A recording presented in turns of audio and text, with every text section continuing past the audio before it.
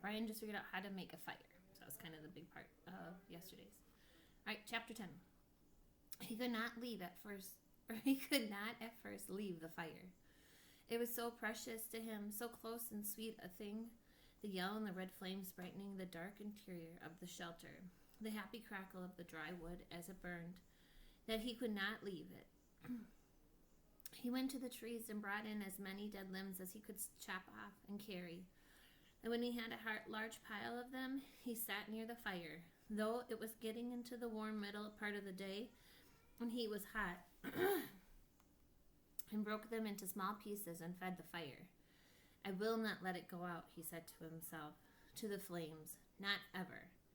And so he sat there for a long time in the day and keeping the flames even, eating from his stock of raspberries, leaving to drink from the lake when he was thirsty. In the afternoon toward the evening, with his face smoke smeared and his skin red from the heat, he finally began to think about what he needed to do. He would need a large wood pile to get through the night. It would be almost impossible to find wood in the dark, so he had to have it all in and cut and stacked before the sun went down. Brian made certain the fire was banked with new wood. Then he went out of the shelter and reached for a good fuel supply. Up in the hill was the campsite, the same windstorm that left him a place to land the plane. Let me read that sentence again. That was bad.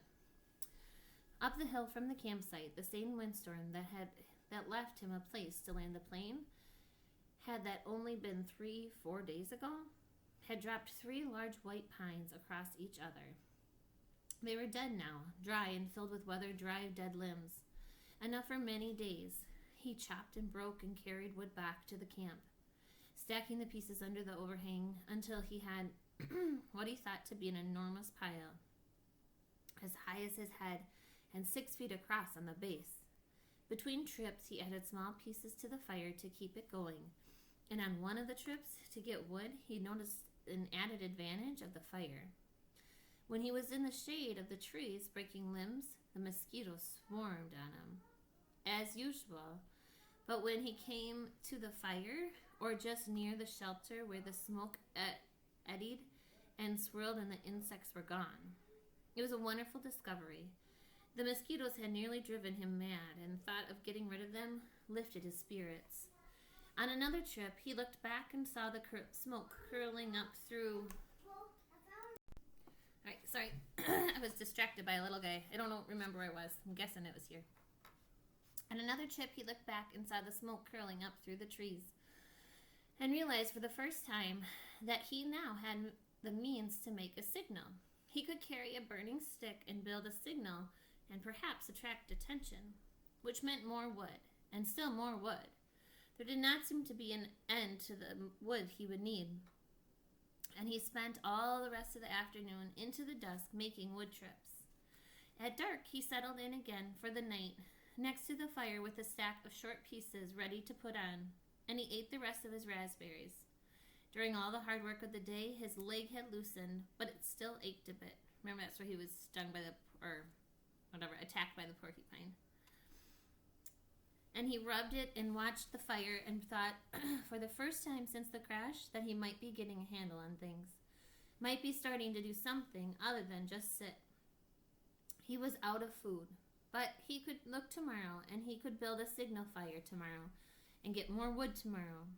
The fire cut the night coolness and settled him back into sleep, thinking of tomorrow. He slept hard and wasn't sure what awakened him, but his eyes came open and he stared into the darkness. The fire had burned down and looked out, but he stirred with a piece of wood and found a bed of coals, still glowing hot and red with small pieces of wood and careful blowing. He soon had a blaze going again. It had been close. He had to be sure to try and sleep in short intervals so he could keep the fire going. And he tried to think of a way to regulate his sleep, but it made him sleepy to think about it, and he was just going under again when he heard the small sound outside. It was not unlike the sound of the porcupine, something slithering and being dragged across the sand. But when he looked out the door opening, it was too dark to see anything. Whatever it was stopped making the sound in a few moments, and he thought he heard something sloshing in the water at the shoreline.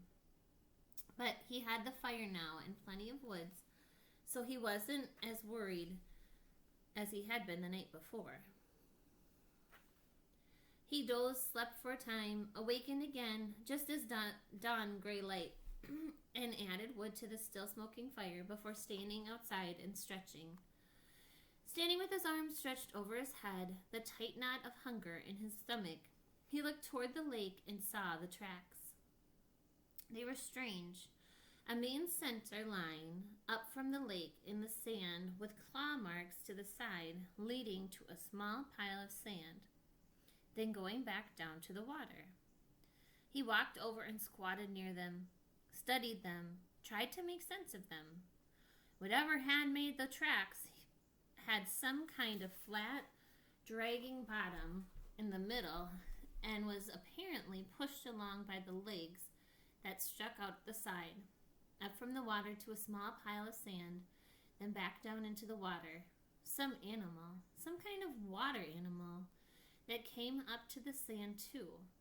To do what? To do something with the sand and to play and make a pile in the sand? He smiled. City boy, he thought. Oh, you city boy with your city ways.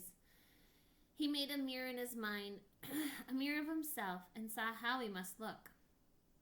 City boy with your city ways, sitting in the sand, trying to read the tracks and not knowing, not understanding. Why would anything wild come up from the water to play in the sand? Not that way. Animals weren't that way. They didn't waste time that way. It had come up from the water for a reason, a good reason, and he must try to understand the reason. He must change to fully understand the reason himself, or he would not make it. It had come up from the water for a reason, and the reason, he thought, squatting, the reason had to do something with his pile of sand.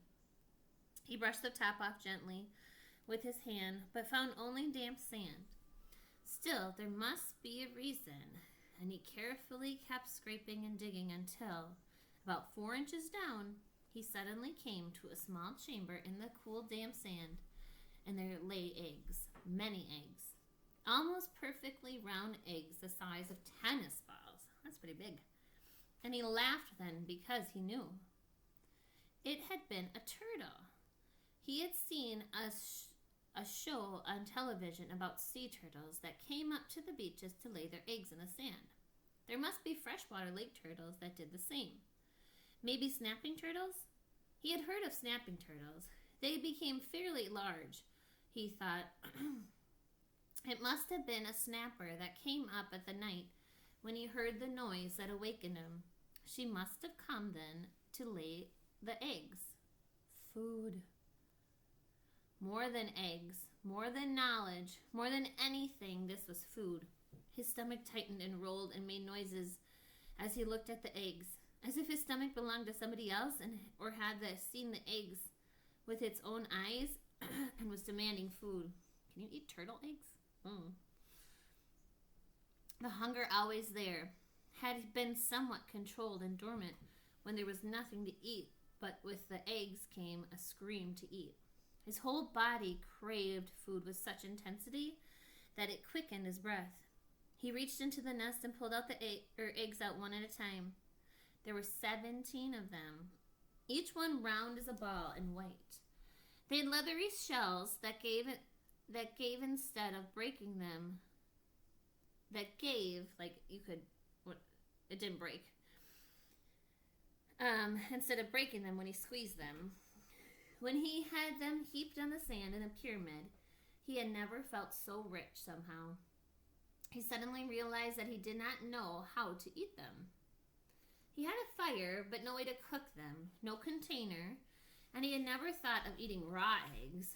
He had an uncle named Carter, his father's brother, who always put an egg in a glass of milk and drank it in the morning. Brian had watched him do it once, just once, and when the runny part of the white left the glass and went into his uncle's mouth, and down his throat in a single gulp, Brian almost lost everything he had ever eaten. Still, he thought. Still, as his stomach moved toward the backbone, he became less and less fussy.